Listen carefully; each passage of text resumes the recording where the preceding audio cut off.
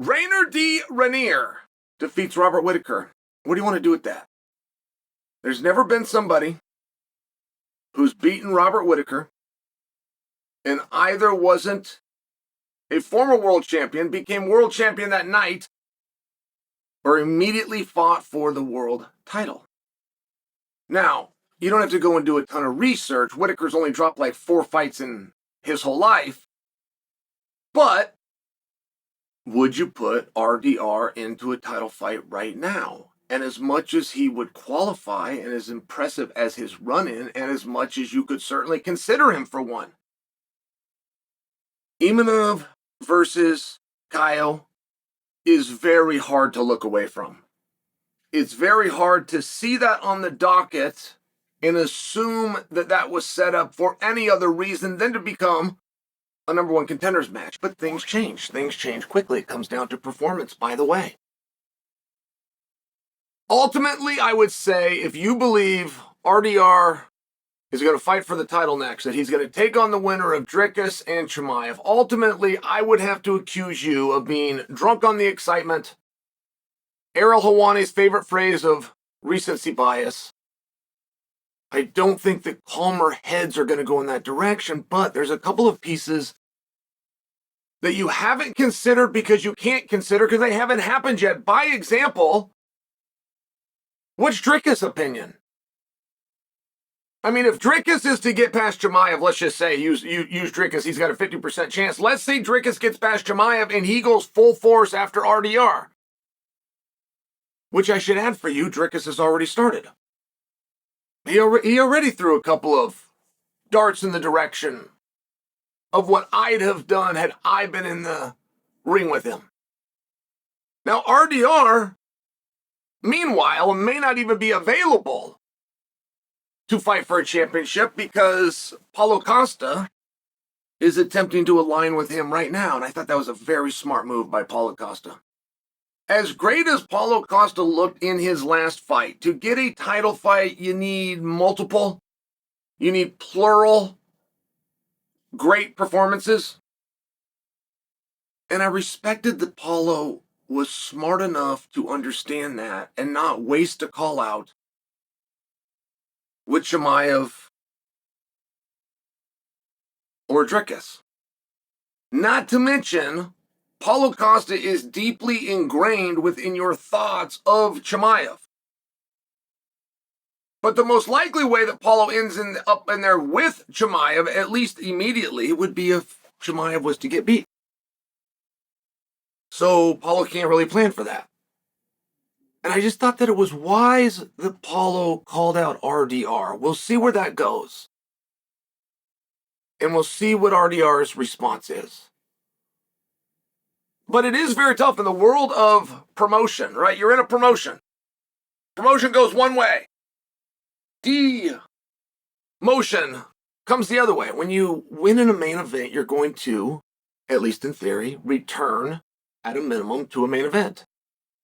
And the only thing bigger than a main event would be a title fight. And RDR is somewhere, he's right in there. RDR is very tricky with knees, and I'm not sure if you guys saw this. And I don't say that to condescend to you. I say it because he does them. They don't look that hard, but he can pinpoint his knee.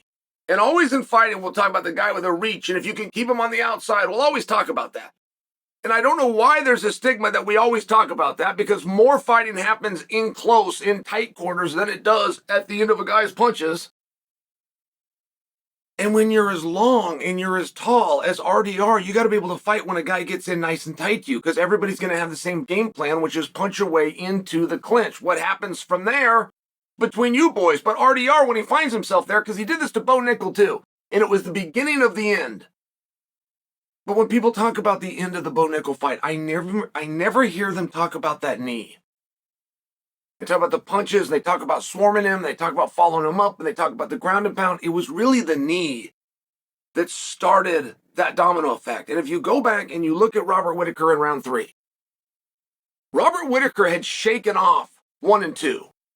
A very difficult thing to do. You have to be the most seasoned of veterans to actually gain a benefit from the break and being with your corner. For 99.9% of athletes, that is just a place to sit for a moment, get a drink of water, and panic about what's coming in front of you. You've got to be a really calm professional with a lot of experience to regroup, and Whittaker did. And Whittaker came out, and Whittaker was ready to fight. Bong, and it was that knee. It was that knee that started those dominoes the same as it did with Nickel. And I bring it to your attention because RDR has done so incredibly much in such an incredibly short period of time.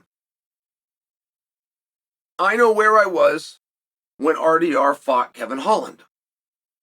I was sitting in the very front row and they had brought me down because immediately following this fight is when I was going to jump in the booth with Anik, Rogan, and Cormier. And the UFC was going to announce through the building and to you, the live audience, that Daniel and I would be coaching the upcoming season of The Ultimate Fighter. So that was the night of the announcement. The night that RDR fought Kevin Holland is the night of the announcement. We filmed the show, aired the show to the point that we have 2 episodes left. And RDR in that short period of time got through Kevin Holland, got through Bo Nickel, has broken into the top 5, which all you have to be in a conversation for world title, whether you get it or not, to be one of the guys whose name gets brought up at the war table. You just got to be in the top 5. And now he is, not to mention a 2-division champion from a different organization, not to mention completely undefeated in the UFC, not to mention Reinier de Ridder was not a name you could have pulled out of a hat. You had to go with RDR. You just weren't familiar enough with him. And I'm telling you, it was from when Daniel and I announced The Ultimate Fighter to, by the way, we're going to conclude The Ultimate Fighter. Just in that same period of time, de Ridder's gone on a 3-fight win, 2 by stoppages, beat the top prospect in the entire industry, beat the former world champion who's the greatest lock for Hall of Fame of anybody that's still competing,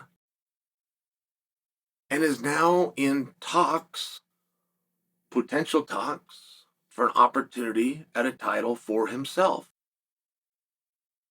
I would say from where everybody on the roster started till now, this 4-month period, I would say RDR has gone further than anybody else.